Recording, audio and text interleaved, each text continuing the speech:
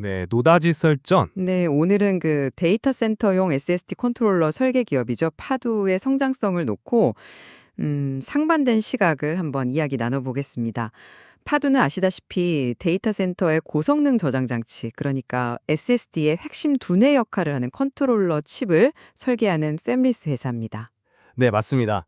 저는 파주가 가진 그 독보적인 기술력, 그리고 AI 시대의 데이터 센터 시장에 정말 폭발적인 성장세를 고려할 때 미래가 아주 밝다, 이렇게 보고 있습니다.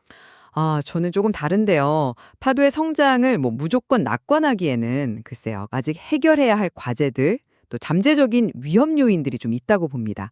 그래서 좀 더 신중한 시각이 필요하다. 이런 입장입니다. 음, 그럼 제가 왜 파두의 미래를 밝게 보는지 먼저 좀 말씀드릴게요. 아시다시피 AI 확산으로 데이터 처리량이 정말 기하급수적으로 늘고 있잖아요. 그러면서 고성능, 또 저전력 SSD 컨트롤러 수요가 폭발하고 있습니다. 파두는 바로 이 시장의 핵심 수혜 기업이라고 보는 거죠. 특히 자체 개발한 아키텍처는 경쟁사들이 이거 쉽게 따라하기 힘든 그런 기술적 우위를 제공합니다. 처리 속도는 높이면서도 전력 소모는 줄였거든요. 이미 5세대 제품으로 기술력은 입증했다고 보고요. 또 올해 2025년이죠. 개발 완료 예정인 6세대 제품에 대한 기대감도 상당합니다.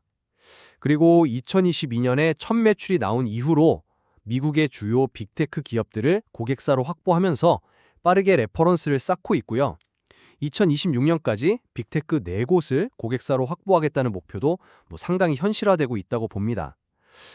그리고 중요한 게 연구개발비나 인건비 같은 대규모 선행 투자가 이제 어느 정도 일단락되면서 앞으로 매출이 늘수록 이익이 훨씬 가파르게 증가하는 소위 레버리지 효과 구간에 진입하고 있다는 점도 주목해야 합니다. 네, 파도의 기술력이나 성장세 그 자체는 인상적인 거 맞습니다. 하지만, 제가 좀 우려하는 지점들이 몇 가지 있어요. 가장 큰 건 역시 그 소수의 미국 빅테크 고객사에 대한 높은 의존도입니다. 아시다시피 이들 중 한 곳이라도 거래를 줄인다거나 프로젝트를 지연시키면 회사 전체 실적이 크게 흔들릴 수 있거든요. 실제로 2023년에 그 낸드 시장 안 좋았을 때 그런 어려움을 겪었었죠. 네. 그때 좀 힘들었죠. 그쵸. 또 그 제품 개발부터 실제 공급까지 이게 1년 이상 걸리는 긴 리드 타임, 이것도 문제고요. 그리고 한 번 공급사로 선정이 되면 보통 3년에서 5년까지 잘 바뀌지 않는 이 데이터 센터 시장의 특성, 이런 것들이 후발주자인 파도에게는 좀 불리하게 작용할 수 있다고 봅니다. 그러니까 단기간에 시장 점유율을 공격적으로 늘리기가 생각보다 쉽지 않다는 의미죠. 또 M사와 같은 강력한 경쟁사의 존재, 그리고 끊임없는 기술 경쟁, 여기에 낸드 시장 상황 같은 외부 변수 역시 파도가 넘어야 할 산이라고 생각합니다. 그래도 기술 우위는 분명 차별화 포인트라고 생각해요. 5세대 그리고 곧 나올 6세대 제품은 그 하드웨어 가속기를 활용해서 펌웨어 부담을 줄이는 방식인데요. 이게 경쟁사 대비해서 속도나 전력 효율 면에서 확실한 강점을 가집니다. 그래서 잠재 고객들의 요청도 계속 들어오고 있는 상황이고요. 일단 기술력을 중요하게 보는 하이퍼스케일러 시장에서 먼저 입지를 다지고 그 후에 엔터프라이즈 시장으로 확장한다는 전략도 명확하게 가지고 있습니다. 네, 그 기술 우위, 근데 그게 과연 얼마나 지속될 수 있을지가 관건이죠. 경쟁사들도 막대한 자본을 투입해서 계속 추격해 올 텐데요.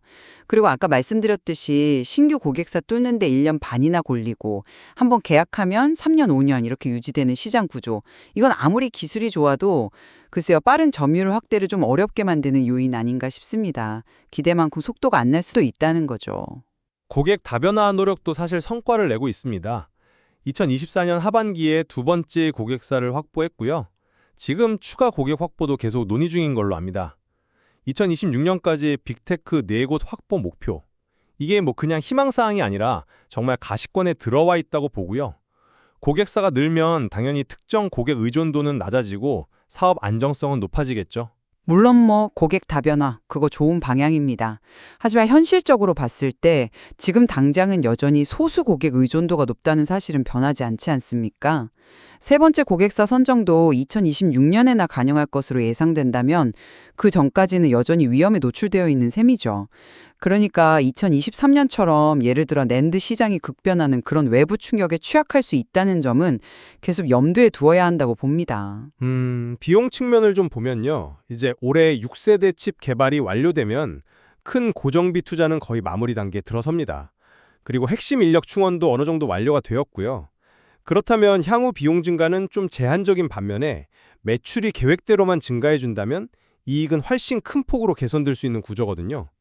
그러니까 레버리지 효과를 충분히 기대해 볼 만한 시점이라는 거죠. 글쎄요, 기술 기업에게 R&D 투자가 끝나는 시점이라는 게 있을까요? 6세대 이후에도 계속해서 경쟁 우위를 유지하려면 지속적인 투자는 불가피할 겁니다. 그리고 기대하시는 그 레버리지 효과 역시 결국 매출 성장이 계획대로 순조롭게 이루어진다는 그 전제가 충족되어야 가능한 이야기입니다.